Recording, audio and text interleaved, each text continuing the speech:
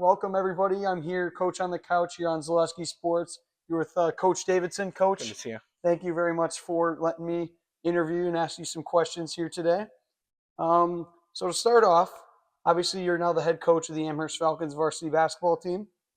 You're taking over for Coach Jagalo, who did coach recently just last year. I mean, overall, how excited are you for the season? It's been a fun grind throughout the summer.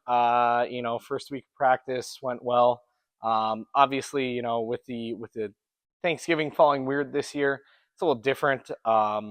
We had a first game get moved this week, so just having some time to get more practice in, get more reps, and get ready for our first week in games. It's been a lot of fun, but it's also been a grind. Sure. So, for you personally, obviously last year you were part of the program, part of everything.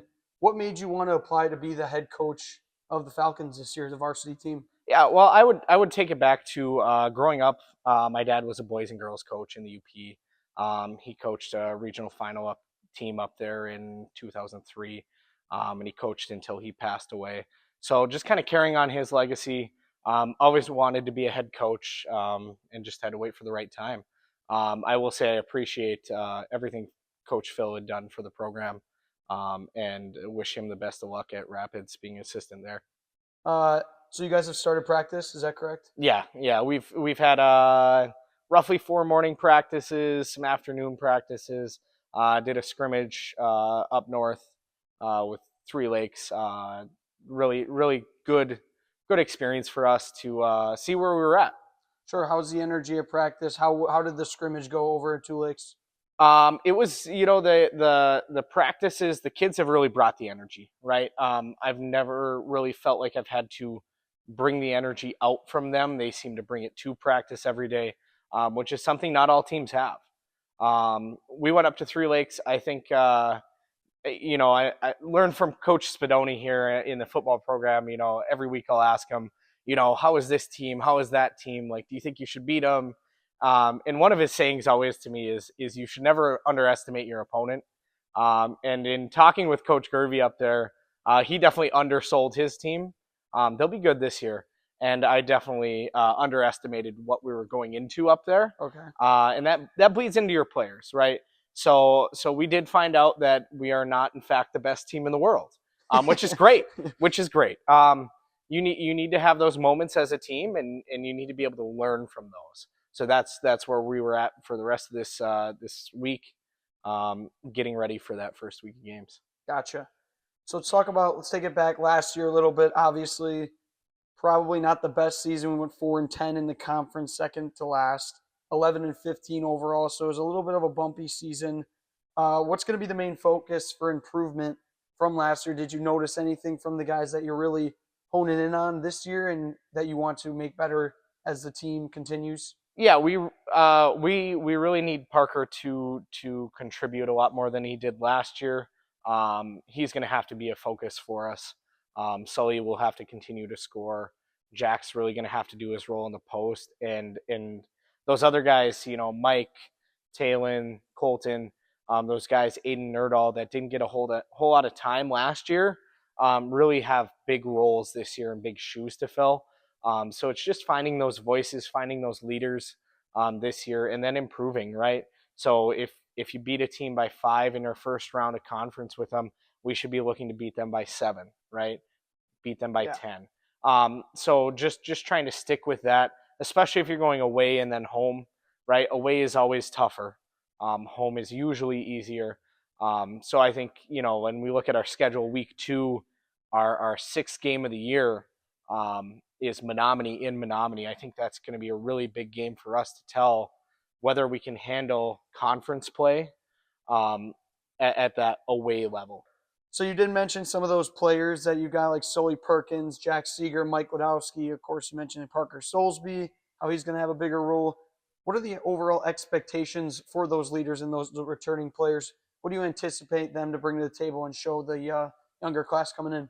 Yeah, I mean, they just really have to be vocal leaders for us right now, and have that confidence and determination to have the will to score, to control the game when we need control in the game. All those little things that you can't teach skill-wise, but you have to bring everywhere else to the game. Parker's one that will be a great leader for us this year. And he's just got to keep the confidence that he's had in practice to just keep scoring, right? There's times where he'll flip that, and we've just got to make sure, like, you are a scorer now. You're one of our main guys. We need you to contribute really well. I think Mike has really helped grow this summer and this year with football being the varsity, starting quarterback. Yep. He's going to really help out being a vocal leader as well. He did a good job filling that role this summer, and that's something, as a coach, you never really you're not prying them to be leaders, but some of those guys just shine and just show themselves there. Yeah, definitely. So I want to talk about a couple other teams in the conference. You got Wittenberg, Burnhamwood, you got Shiocton, a couple good teams. Is there anybody that you're keeping your eye a little bit closer on? I know we mentioned Manawa earlier, but is there any specific players or team that you really are looking out for this season? Yeah, I mean, Bondwell is going to be really tough. Of course, 14-0 last. Yeah, they're coming off of a state semifinal football run, I believe. They've got a great big guy there in Westrich. Anvilink is a great guard. They've got other guys that, new coach don't know all their names yet. That I will soon know Sure. when we play them. They'll be a tough match in the conference. You mentioned Wittenberg. Jet single-handedly kept them in the game for us, or in the game against us here last year, and really took it over in overtime. So really keeping him in check, along with all the other guys on that team, and then Iola as well. I mean, they're our closest match, right? Closest opponent distance-wise. You've got Coors and Robbins and all that other supporting cast there, that RJ that will keep them tough this year. If I were to name a top three, it's probably Bondwell, Iola, Wittenberg, in whatever order. And us, of course.